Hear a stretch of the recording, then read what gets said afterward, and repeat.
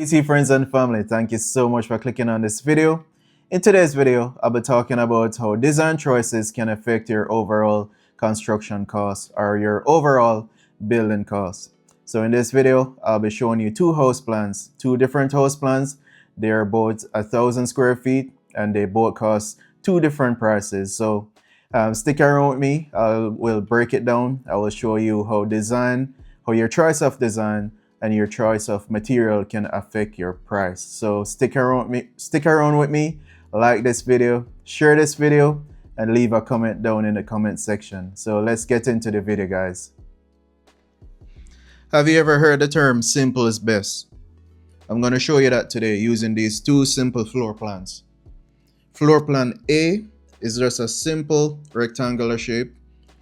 Floor plan B is a little bit more complex, has more shapes, has more curves. So I'm going to break it down and show you the difference in cost. So take for example the bedroom number 1.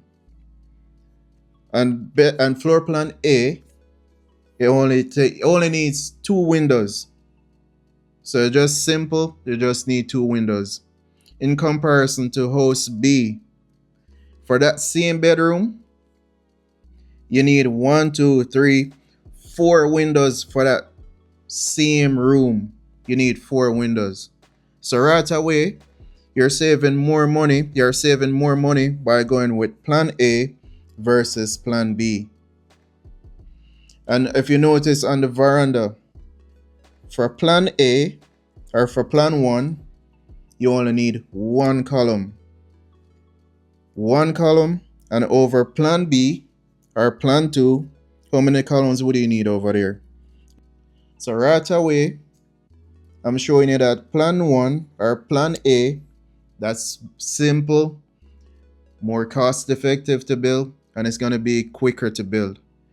So sometimes we want style and we want designs, and I know that plan B is not so popular anymore. More and more people are going with this whole modern contemporary look where we're using clean straight lines, but a lot of people still want that traditional Jamaican look. The next thing I want to touch on with these two drawings is construction time. Time spent on the construction site. Alright, so take for example, if you're doing tile work, someone is there doing tiling. For plan A, it's just a simple rectangle. Simple to tile, minimal time spent doing the work. Versus plan B, if you notice, there are more curves.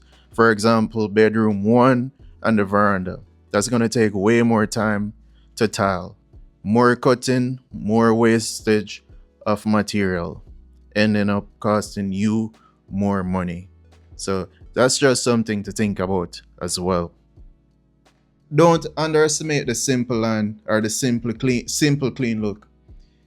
It's how you do your thing. So you can have that simple, straight, no curves, no nothing, and it still come out and look way better than one that has the whole per arch and the whole per curves and stuff. I mean, I say it all comes down to personal preference, but if you want to save some money, it's best to go with simple.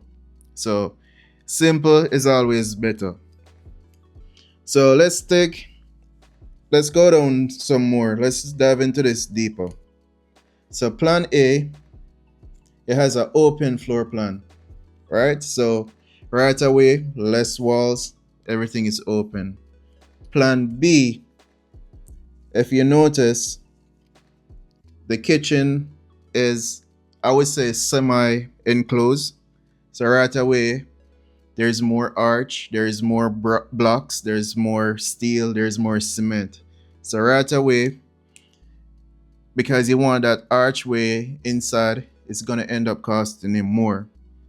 So again, the choice of design does affect the outcome or the overall cost of the building. When we're in the design phase, just bear in mind that whatever you choose, whatever you tell the draftsman or the architect to build, that will determine the price or the cost of the house eventually. So think about these things. Think about your doors, think about your windows, your placement of the kitchen, of the bathroom, because again too, if your bathrooms they're all spread it out over the floor plan, that's gonna take more pipes. When it comes down to saving the client money, I'm all about that. I'm all for that, and that's something I live by. So this is just something simple. I mean, I could go on and on, but I just wanted to just point this out to you that sometimes simple is best. I know that, like I said, it comes down to personal preference. Some people want elaborate, some people want big and fancy, while some people just want something simple, and simple is always gonna cost you less. So just think about that. Just think about that when you're planning to build.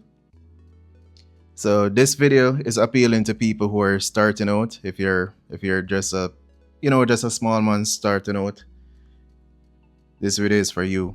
I know some people want big and elaborate.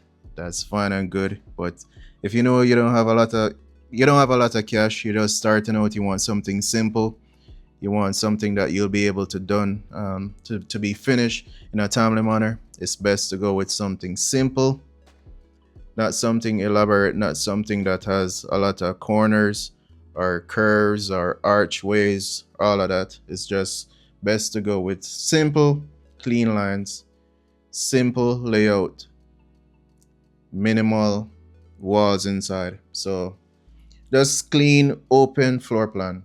That's all I'm suggesting if you're going with something, if you're just starting out. And even if you're building a larger building, if you're building a larger house, it's still better to go with something minimal in terms of design, where it's clean straight lines versus curves and archways and all of that, hallways. That's just wasting space. Just go with something that's well thought out, something that's well designed, well laid out, functional, that will save you money, time, material, all of that. So if you found this video useful, just please give me a thumbs up. Please consider subscribing to the channel, share this video with a friend, and just watch some of my older videos, get to know me, get to see what the channel is about, and see you in my next video. So thank you so much for watching, and peace. Take care.